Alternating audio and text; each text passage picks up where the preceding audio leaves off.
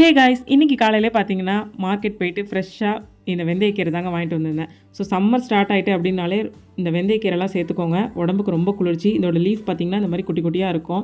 நீங்கள் ஸ்மெல் பண்ணி பார்த்தா கூட வெந்தயம் வாசனை வந்து பயங்கரமாக அடிக்கும். வாங்க எப்படி செய்கிறதுன்னு பார்க்கலாம்.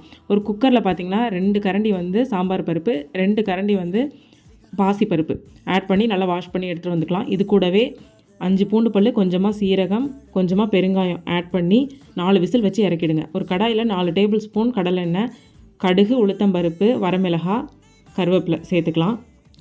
ஒரே ஒரு வெங்காயம் கட் பண்ணி வச்சுருக்கேன், அதையும் உள்ளே சேர்த்துக்கலாம்.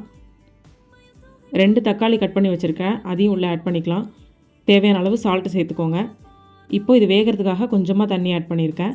இப்போ பொடியாக நறுக்குனா இந்த வெந்தயக்கீரையை வந்து உள்ளே சேர்த்துக்கலாம். சேர்த்து நல்லா வந்து வதக்கிடுங்க. அடுப்பு வந்து ஹை ஃப்ளேமில் இருக்கட்டும். கீரை வந்து எப்பயுமே செய்யக்குள்ளே மூடி போட்டு செய்யக்கூடாது.